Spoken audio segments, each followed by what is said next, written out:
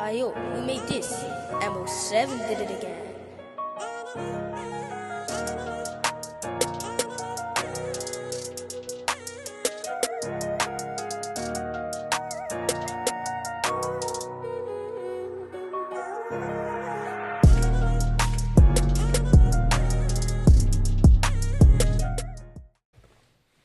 So we're finally here. Stigs, thank you for joining us. How are you today? I'm good. You good? Yeah, not too bad myself. So we've got you on here. You're one of the top candidates that people are saying, Bobby, you need to get this person on, get that person on. And I thought I reached out and you're here.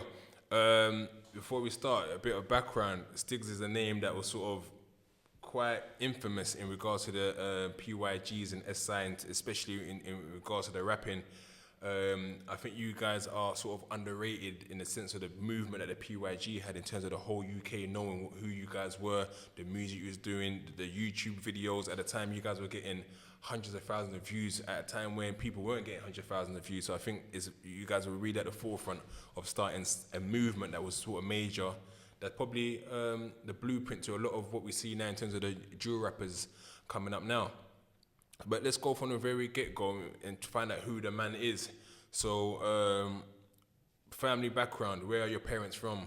Barbados and Nigeria. Barbados and Nigeria. And did you grow up with both your parents at home? Yeah. And any siblings?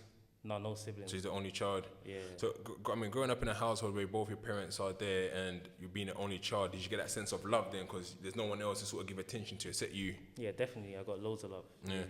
But at the same time, was there any sense of loneliness? Because if you're the only child, sometimes okay, you have fun with your parents, but then you got no one to sort of kick it with at home. No, definitely. I've always wanted a brother or a sister. Yeah. Okay. So what primary school did you go to? One called Oakfield and Goodrich. And where they was based? In Dulwich. In Dulwich.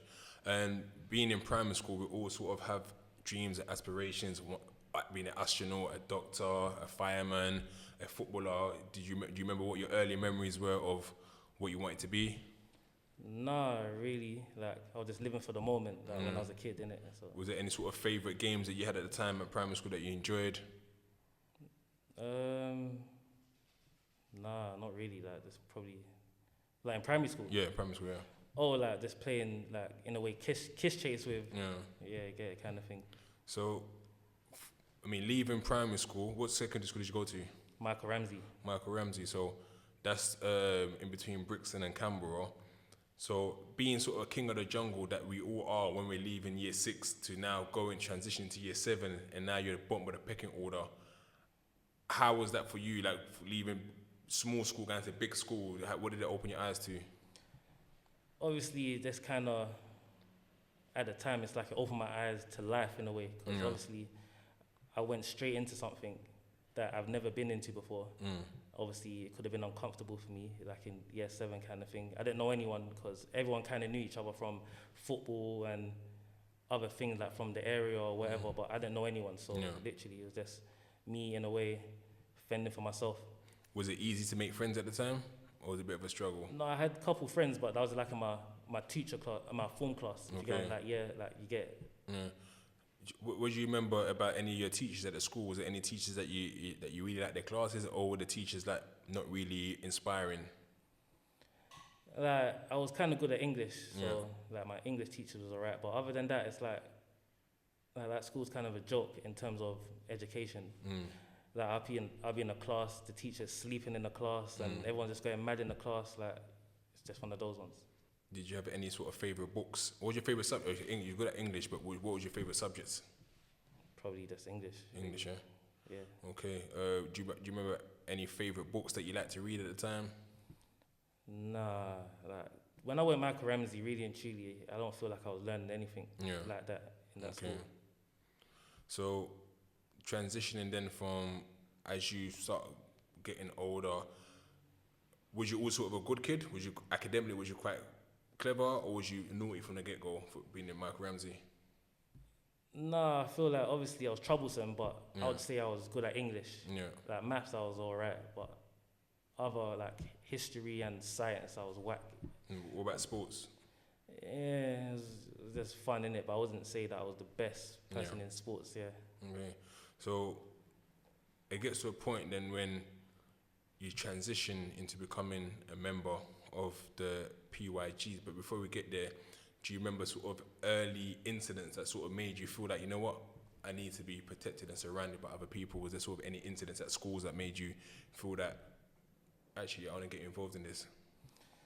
No, do you know what it is? Obviously, because I live in Peckham, like, when I was younger, so it's like when I'm going to school, and it's right next to Mitesfield, it's like you can leave school and then buck up into Brixton Youths, and then you have a situation with Brixton Youths.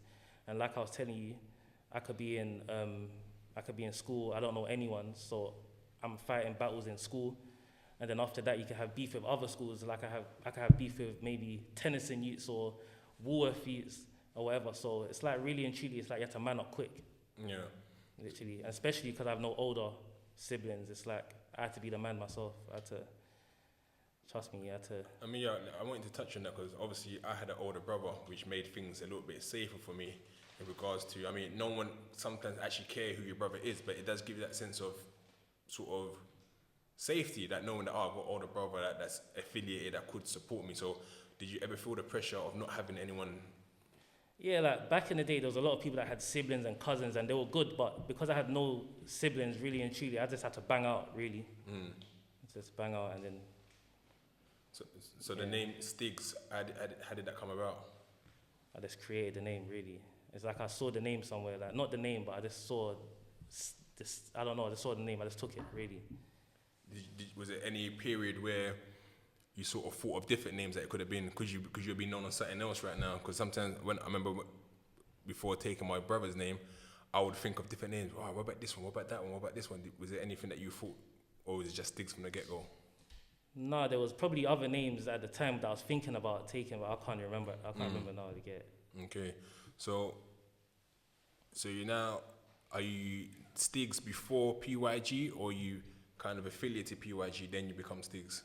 No, I was Stigs from almost like the get-go. Yeah. Literally from year 8, I was Stigs. Yeah. Literally. So with that, who was you sort of your peers at the time that you thought started affiliating with and sort of kind of brought you along the journey? Because I always talk about the people that sort of I started surrounding with and then made me part of the system. Was there anyone in particular that sort of helped you along the way at the time? Well, obviously, because we were all going through the same kind of struggles, so there was people my age like CS, Smugs, Camper, AD. There's a few other people in it, really and truly, but it's like we had similar mindsets, really and truly. None of us had older brothers or anything like that, or anyone to fend for us. So it's like we had to just bang out to get to where we needed to be, kind of thing. Like really and truly, it's not like we've done it for clout, if you get what I'm trying to say. It's like we actually had to bang out because like when you leave school, you buck up into Brixton Youths, or you buck up into other youths, like from other schools or whatever. And it's like, at one point, it's like everyone in Lambeth hated Peckham Youths. Yeah. So it's like I could just buck up into, I could basically buck up into any Lambeth youth and have a situation, really. Yeah. At that period as well, in regards to the whole Brixton and Peckham thing, I mean, Michael Ramsey, there was a lot of Brixton boys that went to that school as well. Yeah. So how was it at a time when you're in the same sort of classes as some of these guys? Was it just a thing that where you guys were cool in school and out of school, it was like a different situation? Nah, there was one Brixton youth that I was proper cool with called Torture. Like he was a stand-up guy, really and truly. I was in a couple of his classes. But in school, I used to see people like smacking up Brixton youths, or I would see Brixton youths having issues with other people from Peckham, kind of thing. So it's like it wasn't like a learning environment. It was just more like from the beginning. As soon as I went to Ramsey, it was more like beef. As soon as you went to the school. Did you ever feel the sense of danger that my life is at risk, or you thought, you know what, these are just punch ups? Was it anything where you thought, I could actually die from something like this, or was it? No, people was like getting bored up in that, like really and truly. So it's like you just, like I said, you had to man up quick. So it gets to a point, then I guess your PYG name is sort of ringing around, especially in regards to the music. When did you start rapping? When I first started rapping, I wasn't anything to do with PYG. Yeah. I was more like with those people that I was telling you about earlier. Yeah. But it's like when we used to bang out kind of thing, and we're from Peckham, it's like at the time PYG was the bangers at the time, like the young bangers at the time. So naturally, it's like we gravitated towards PYG because it's like some of our friends was in PYG at the time as well. Yeah. So when you then, because they're rapping, you started rapping along with them as well. Yeah, like they was proper cool. Like they used to show man love. So it's like Shox was like maybe 4 years older than me, like in school years kind of thing. So it's like I made a track with him. I made a track with Saz. So I always thought you were the same age as them. So you was much younger. Yeah, I was way younger than them. Really. Okay.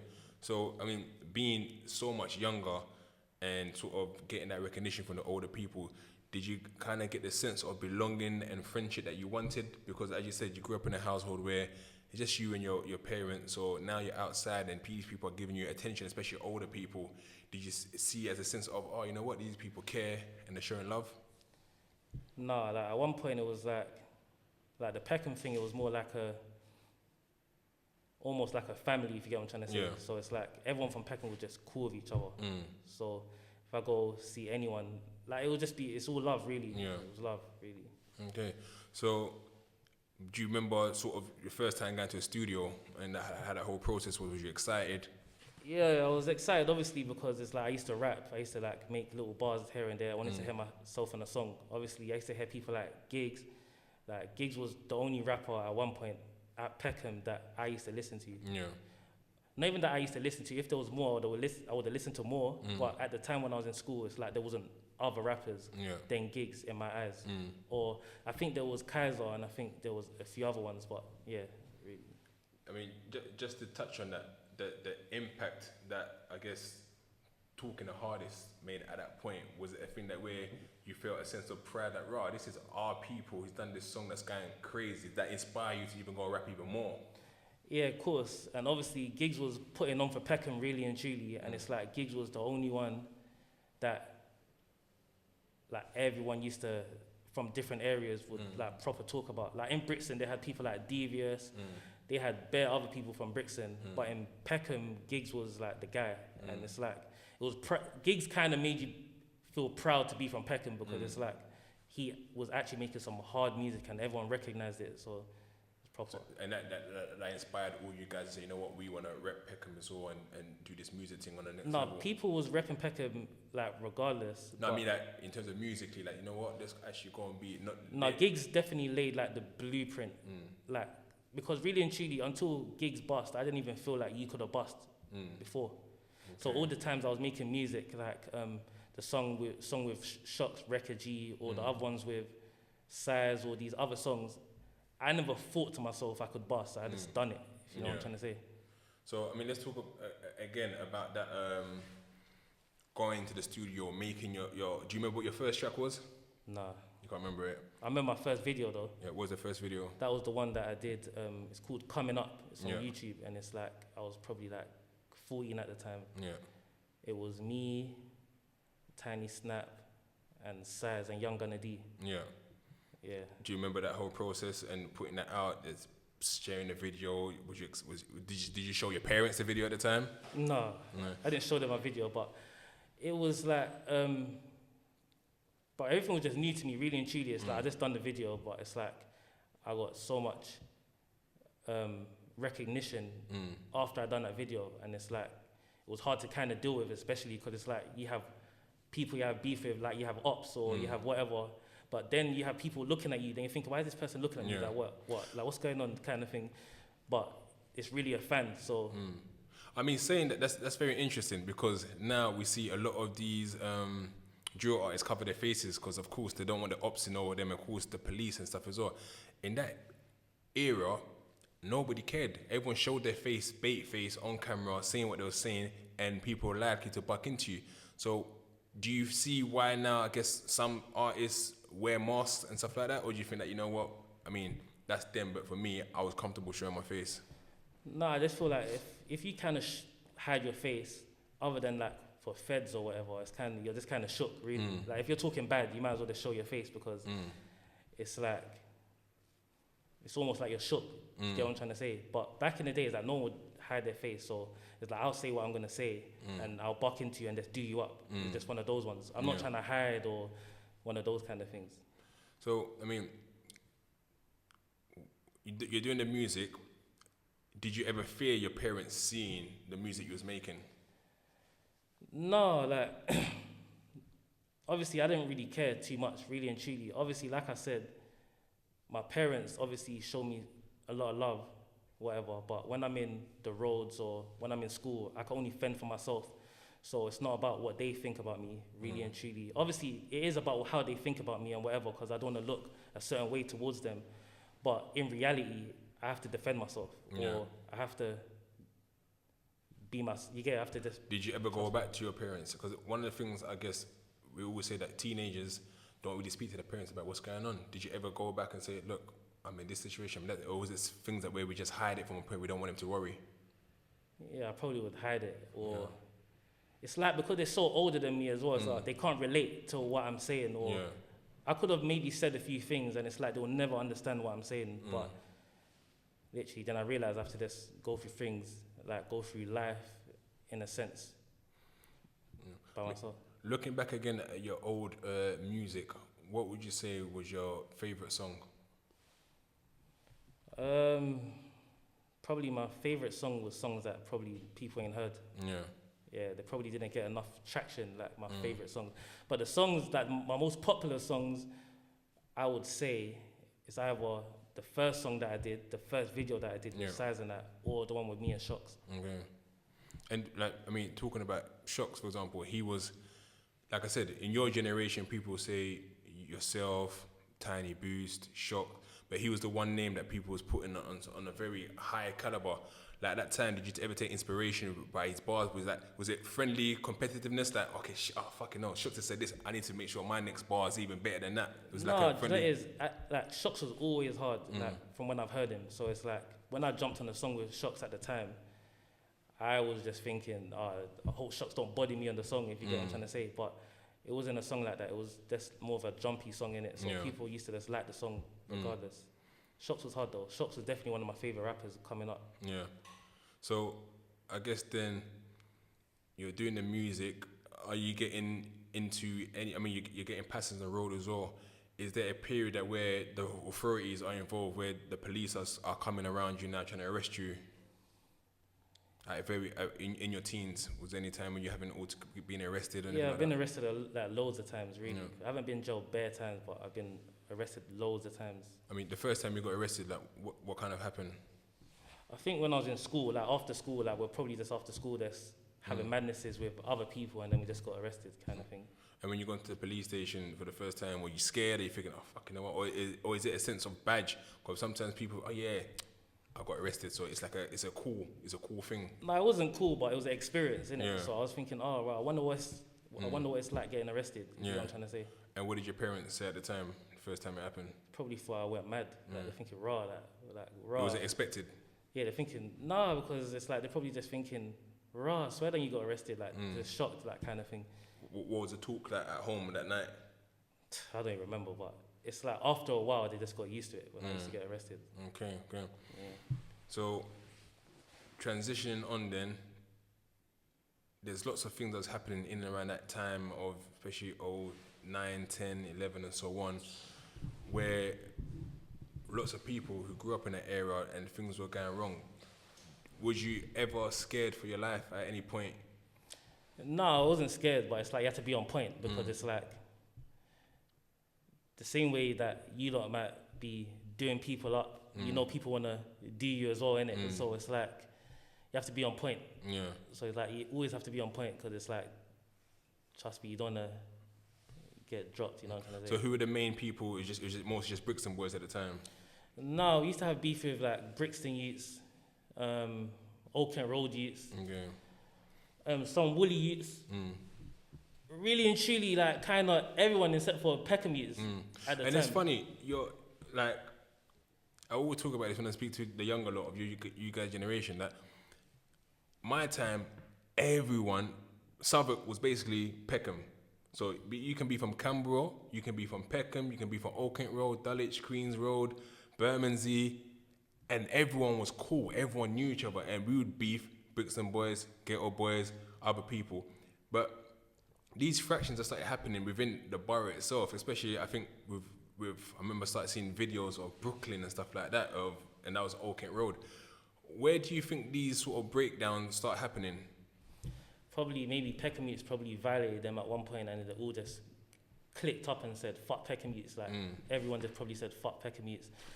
But it wasn't one of them situations that I was shook or anyone was shook. It's like if I saw anyone really and truly that I've probably seen on the internet saying anything about Peckham, there was an op. If you get what I'm trying to say. So you could be from Camberwell, you can be from any sort of area, really and truly, you was an op if you was saying anything about Peckham at the time.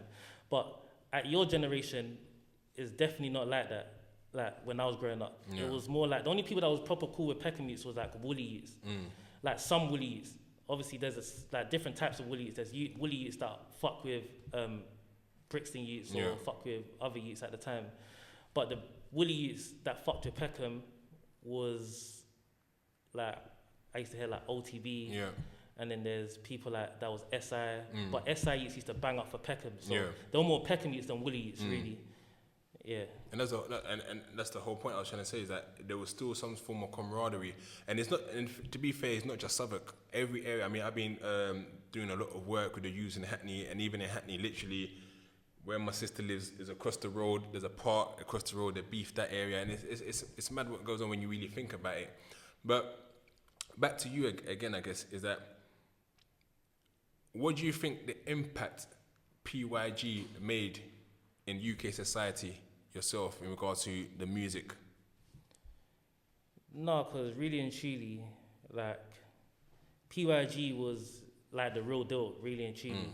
Like, all the people that you can hear kind of rapping was kind of active. So it's like, there wasn't capping. Like, a lot of people, when you're younger, they'll just be saying certain things, and it's like they're not even really like that. But in PYG, like when I used to listen to their music or like being around in the era, they was actually active. You get what I'm trying to say? So when I'm doing whatever I'm doing and I say it on a song, I wasn't capping. You know what I'm trying to say? Or when they're making their songs, they wasn't capping.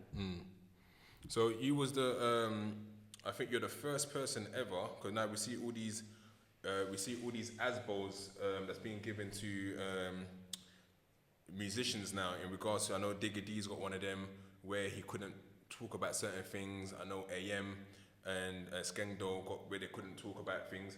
But you was the first sort of person in the UK, I think, that was actually banned from making music or something like that. Can you touch on that? Yeah, I was the first person in England that was banned from making music, but I don't know why they just picked me though. But it's like there was other people that was talking mad as well. But you know what it is? It's like because Peckham was actually telling, like everyone was kind of telling the truth, kind of thing. So they looked at me like I was more a threat than other rappers, would you say? But other rappers could have got the ban as well, like from Peckham.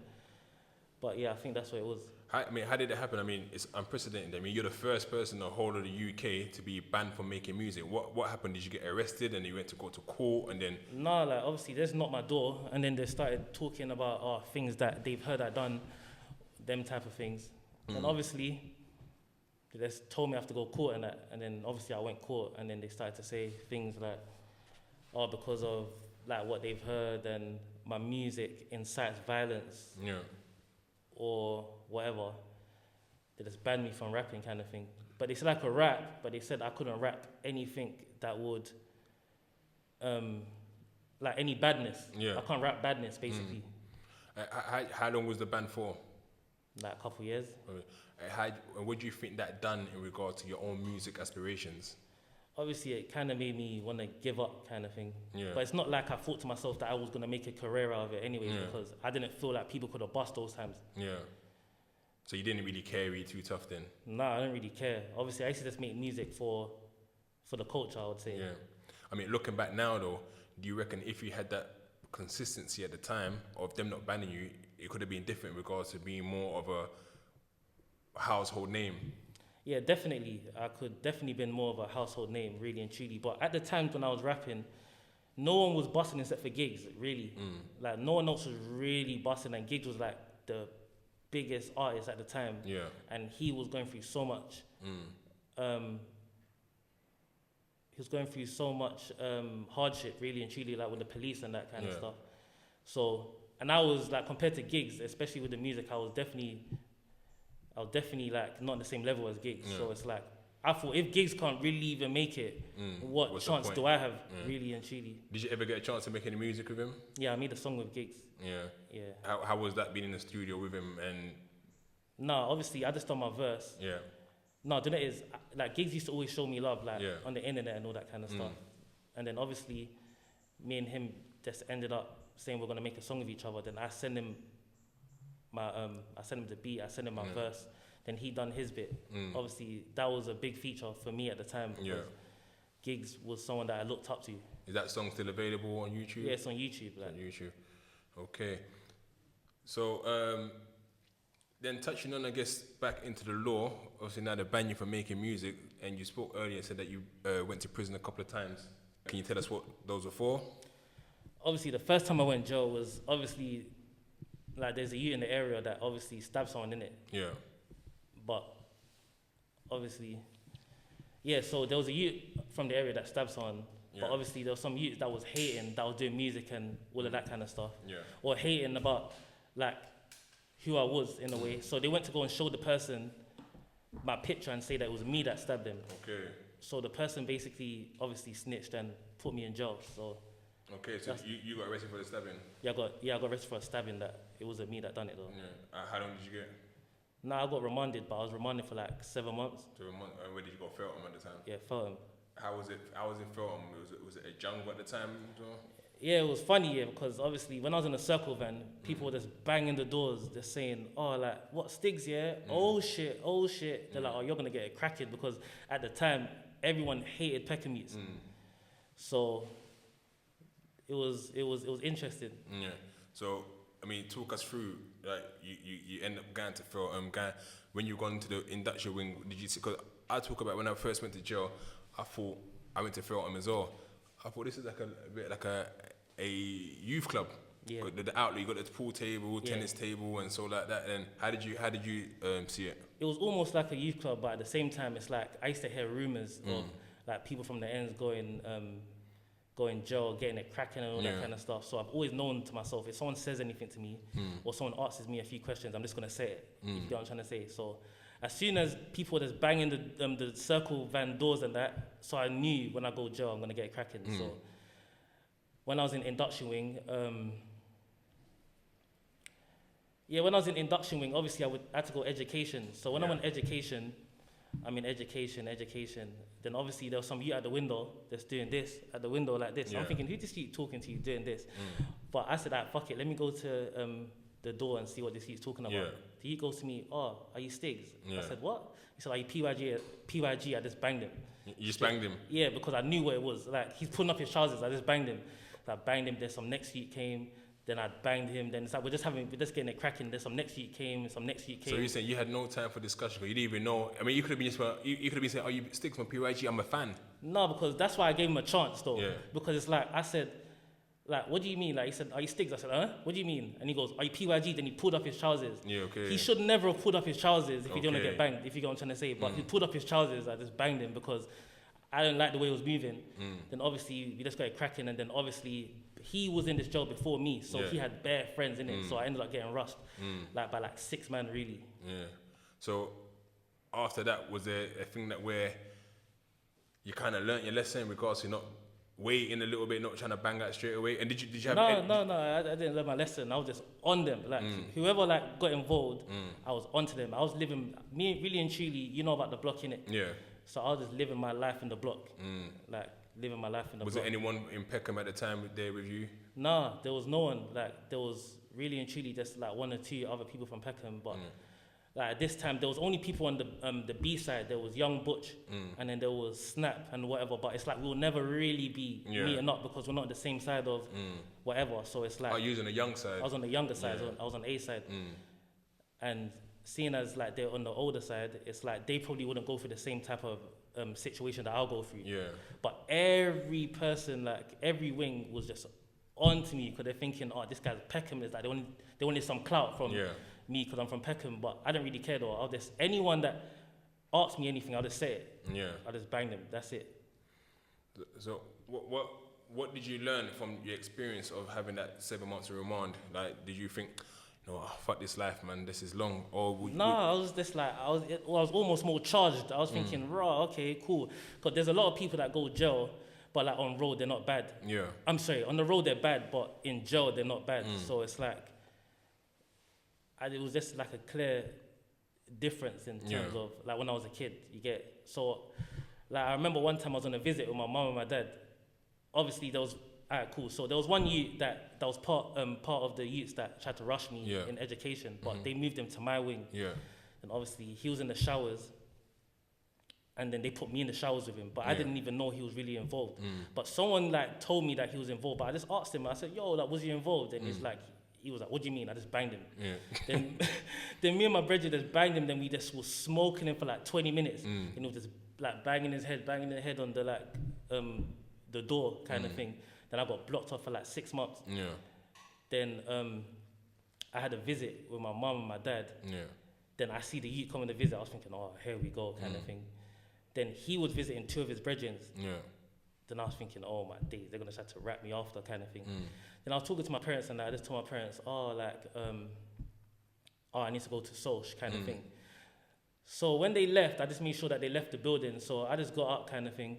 Wait, so I was saying, with that, was you making sure that your parents didn't see what may happen in the visits? Yeah, kind of thing. So obviously, they got up, kind of thing, and then they were like, oh yeah, go have your Soch, kind of thing, because I just told them I was going to go Soch. So when they left, the youth sitting down with his 2 brethren, they're just talking. Then when I'm walking off, like, so the youth's thinking that, oh yeah, this guy shook, like, kind of thing. So, but it's like I walked past him, I just banged him. I couldn't believe that I banged him. I just banged him because, you know why? Because it's like, people think that you're shook, like, because there's bare people there, so I just banged him. But can I say something? Yeah, obviously, you live your life how you lived your life. But a lot of times, you just bang people before anything. It was just natural, I guess, before anything can happen to you, he's like, I'm going to act out. Because he might be like, with his brethren talking, they could have been like, oh, you know, that's the guy that banged me, that fucked me up the other day, but I'm not even on that no more. So he could have been in that mindset. Nah, but I was thinking to myself, the way we smoked you, you're definitely on something. Trust me, because you definitely don't like me. So it's like, I just thought to myself, nah, fuck it. I mean, did you tell your parents at the time like something could potentially happen? No, I didn't say anything. I just said, I need to go back for like education. I had to go back for Soch.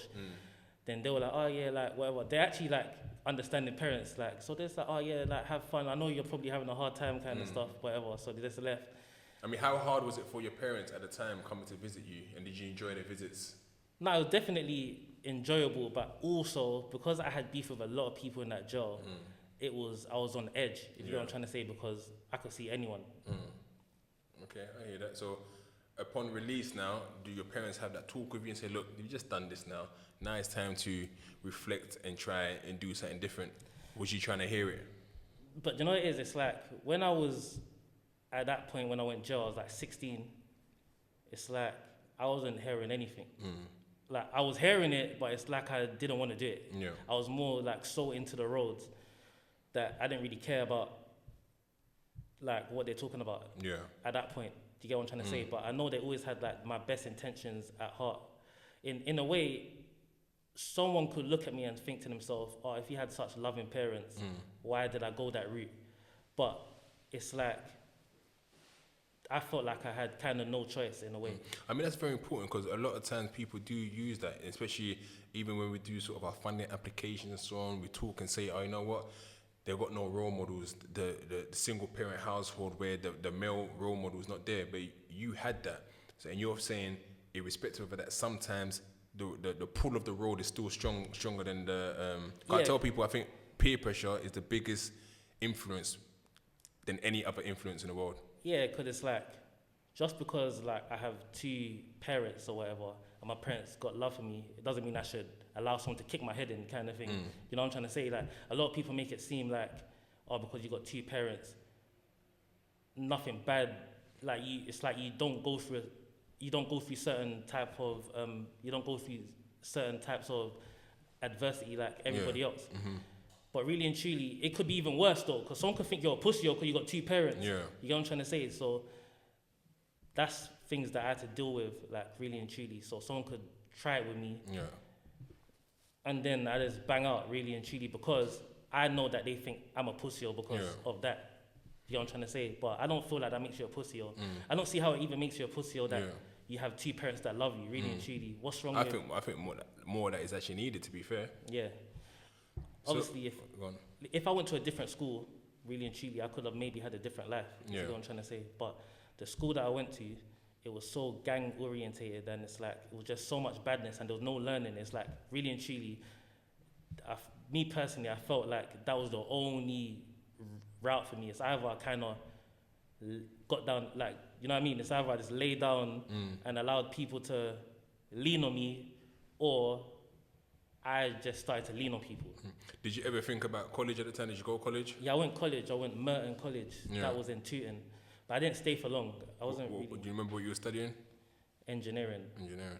But I only went there because it's like my dad wanted me to go, and I thought to myself, alright, you know what, let me just allow it and go whatever. But I was so entwined with the road. But you know what, a lot of the problem was as well because I done music as well, it's like everyone knows who I was. Yeah. So it's like I couldn't really learn in peace because like everyone knew I was there. And plus, remember I was telling you that everyone has beef with Peckham and it's in Tooting. So it's like, you never know. So it's like people from Brixton can just come to the school and I'm just in the school, college by myself. So it's just like, it just doesn't even make sense kind of thing. So how long before coming out of prison did you end up going back in again? Like 10 years. 10 years? Oh, so there's a huge gap then? Yeah, Okay, so in between those years, what was sort of happening in Stigs' life? Because you're just quiet, especially on the music side of it. Was it just like you just didn't care about music at the time? No, because obviously when I first came out of jail, I could rap and whatever. Then it's like maybe 3 years after that, I got banned from rapping. So I was more quiet in that aspect. I was more, I would say, on the streets. Yeah. I was more in the streets, just like doing whatever you do.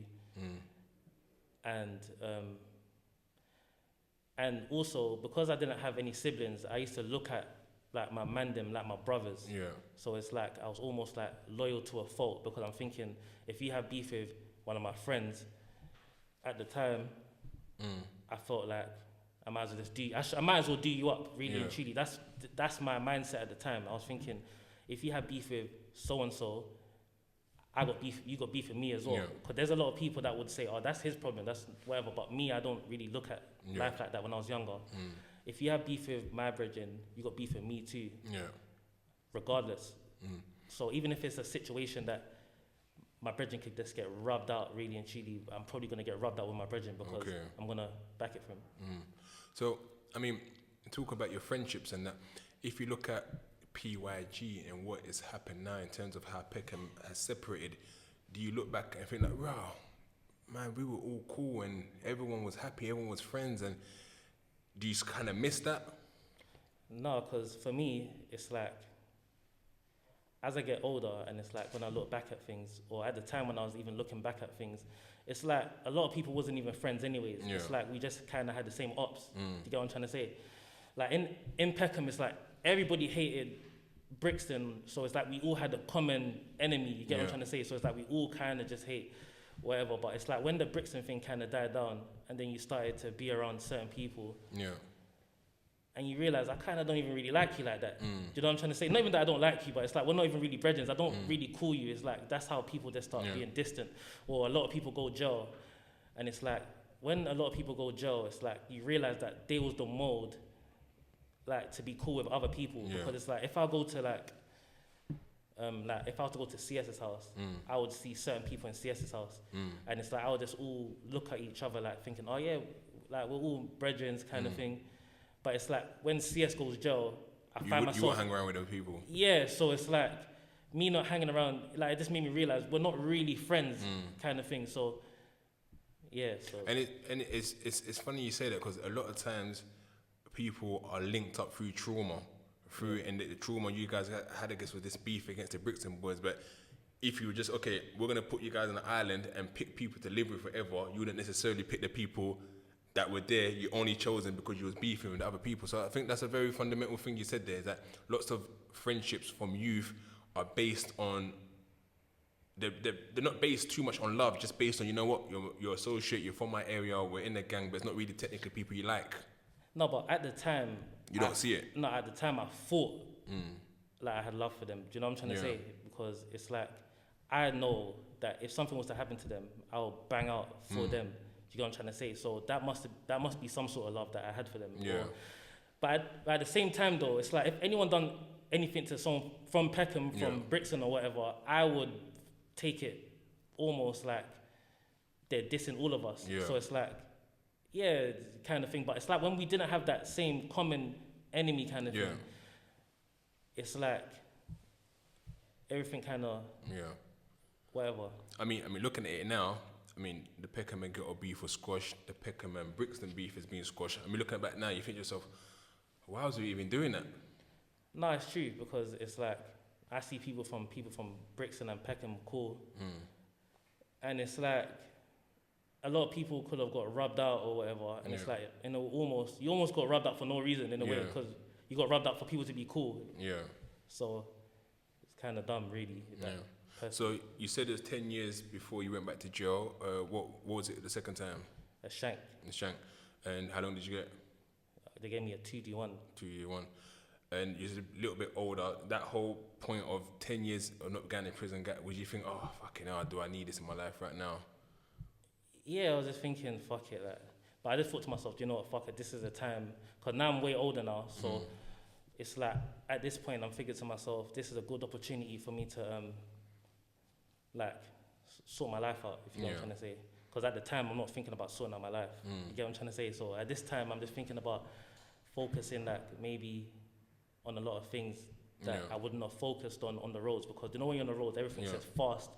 It's like every day is kind of just fast. But when you're in jail, it's like every day's the same. So it's like, it's just mad slow. You have to just do things to bide by your time. You know what I mean? And just quickly on the whole prison, was you getting lots of visits from friends? Or was it a thing that where you left it alone? And then, because they say a lot of times in prison, you see who your friends are or who your dogs are, because you see who comes and checks you, who sends a postal order, who sends a letter. Do you know, it's like most of the time when you're in jail, it's like, yes, it's true what you're saying. You do get to see who your real friends are when you're in jail. I never used to want a lot of people to visit me in jail, because it's like I felt like when you visit me, it makes my time go slower. Okay. Do you get what I'm trying to say? Because it's like you're telling me about better things that's happening on the roads, exciting things you're telling me about. Who's got the new jewels, or who's one party, or all of them kind of things. And it's like I could get jealous. Not jealous, but I could just be thinking, I wish I was out there kind of thing. But I'll just rather probably not even call people for like months. Or I'll call people here and there to just check up on them, or have 1 or 2 visits. I used to do it in a way like I might visit people like every 2 months, like as a checkpoint for whatever. Did you ever... what prison did you go to on the second occasion? Where did you go? I went to Thameside and I went ISIS. But also, when I left that time, I got recalled, so I went jail again. Okay. But it's for the same kind of sentence. It's not for another sentence. I just got recalled. And I went Brixton that time. So, I mean, Thameside and ISIS, I was in both prisons. ISIS in particular was wild. I was there in 2011. I think, 2011, 12-ish. What did you find about ISIS at the time? Was it still as wild? Yeah, because obviously at this point, it's like people in ISIS are more younger. So it's like, it reminded me of Feltham almost. Yeah. Because it's like, it's bare young people, whatever. And now I'm a bit older. It's just like, literally. It's ahead. And because I went to ISIS, I think I was 24, and also you got a lot of 18 and 19-year-olds. And I couldn't help myself but get involved in certain situations to try to allow it. You man, allow it, man. Like, don't fight. And then they'll be, why are you always getting involved? Because I just felt a little bit older. Did you ever get that sense of trying to protect people, or you're like, fuck this, man. This ain't nothing to do with me, man. I'm trying to go home. No, it's nothing to do with me. I'm not protecting no one, if you know what I'm trying to say. Like, I don't really know anyone. Obviously, I knew certain people because it's like we become, like, build friendships and all that kind of stuff. So I could probably have them kind of thing. Yeah. But other than that, it's more like I don't really care about like what's going on, because it's like in ISIS, it's just funny because it's like someone could just have beef for anything. Yeah. But also but I can't really get onto no one, because it's like when I was younger, I probably was doing the same thing. Yeah. So was you writing bars again at this time? Was you feel inspired, and was you looking at people from the outside, from people you grew up with making music, and you think, you know what, actually I'm gonna give this another shot? Yeah, I just thought to myself, you know, I'm just gonna write some bars, and when I come out, just see how it goes. Yeah. Then I came out, I released one song, then I got recalled again. Then I was thinking, fuck's sakes. I was thinking, oh my God, I can't be going in and out of jail like that. Because it's like, there's a lot of people, I've never been like a jail cat, but there's a lot of people that are jail cats and their whole life is ruined. Because it's like some people don't even know where the time even goes. Because it's like, I can see someone, then they come out of jail, then they get recalled, then they come out again, they get in for grub again. Then it's almost like you've been in jail for 10 years now. Yeah. So it just gets crazy. So I just thought to myself, I'm not one of those type of people. Yeah. You know what I'm trying to say? So when you release now, back on the music thing, what's your first track that you released? I think one song called Martial Madness, but that was the first song that I did when I first came out the second time. Okay. And then obviously I just done that because I always wanted to shoot that video anyways. Then when I came out the second time, the first song I did was Home Of. Okay. And obviously as soon as I came out the gates, I went straight to the studio and then I just done the song in like 20 minutes and then that was it. And then you followed up, and I think musically there's definitely a song that is slept on. Yeah. You know the song I'm talking about? Yeah, Star. Yeah. For me, it's the whole, I mean, what made you go for that sample in the first place? Because that's a crazy song. I think it's a Ghanaian song. Is it a song that you grew up listening to? Because I know one of your parents is Nigerian, so what was it? No, I used to always hear it. Then I'm thinking like, you know, I'm just hearing the sample and I'm thinking, right, I've heard this before. Yeah. So I'm listening to it, I'm thinking, no, this is hard. Then I was even with my brethren over there. Yeah. Then he was telling me, yeah, this is hard, whatever. I was gonna spit like maybe like different bars on it. Yeah. Then he was like, nah, that's not them type of bars that you should do on this one. You should do more like happy, like uplifting bars and whatever. Then I just done that literally. Because I promoted it on Big Ego Media as well. I think that song is slept on, and I think had that been someone that's in the music industry a bit longer, or someone that's more sort of well known, had it been like a J Hus or a Notes or something, that would have been like a top 20 hit. Yeah. Do you feel that? Yeah, definitely. But obviously I just have to graft in it. It shows me that I have to work harder. I mean, and it also got an extra bit of legs because I know Lippy done something with the original when he done like a meme to the original song. Have you seen that? What Lippy done? No. So he's got like someone's made a meme about him basically using the original sample. So I thought with that would have pushed everyone to be listening to yours again. But I think that's a song that should have definitely got more radio play. And anyone listening tonight, radios, like, don't sleep on this song, man. It was a banger, and I think try it again. Who are you sort of listening to now at the moment in terms of music in the UK?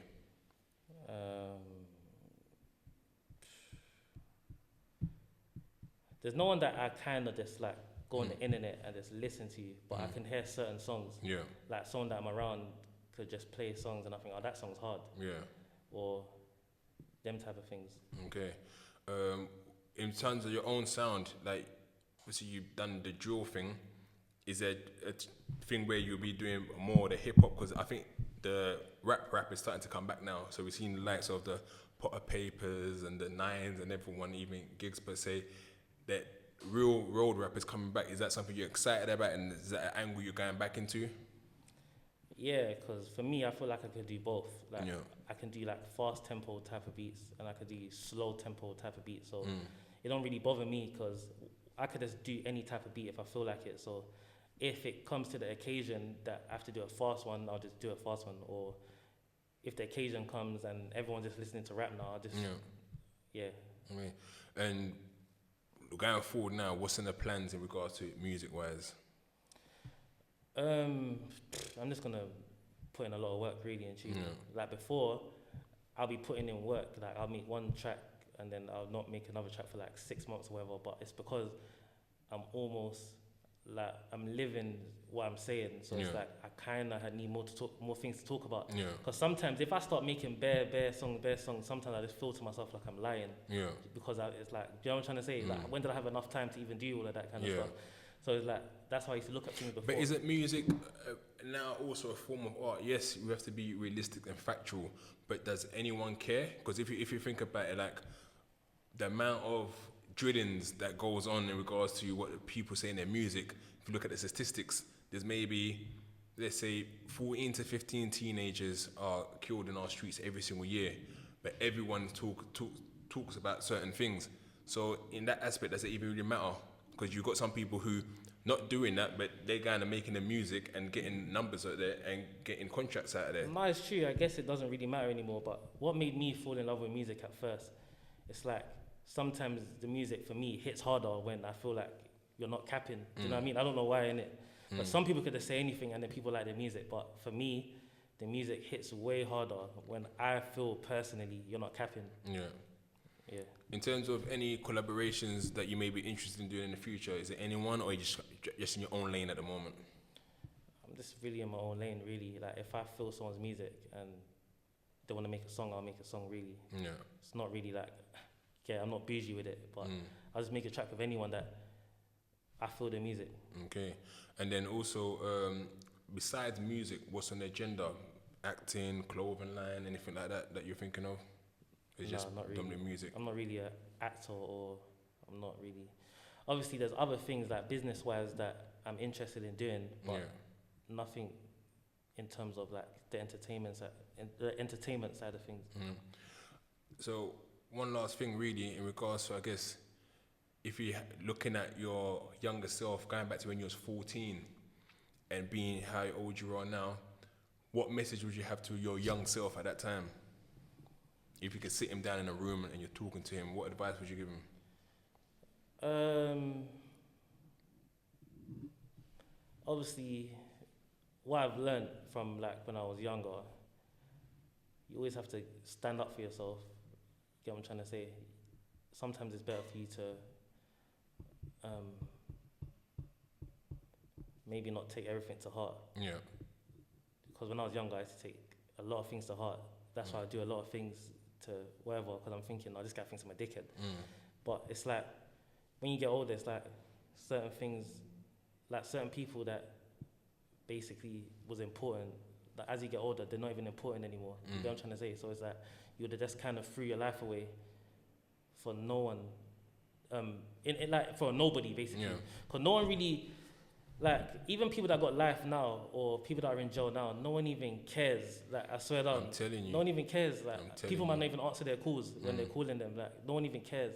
Or people that are even dead now, really and truly, from the ends. After a while, people move on. Yeah, people don't even talk about them. Or, like, it's just basically, the only thing I would say to myself, like, if I was younger, I would just say to myself, like, if I was my older brother, I'll just tell my little brother, really and truly, obviously, don't be a dickhead and stand up for yourself, but focus on like what you want to do in life in terms of like a career path.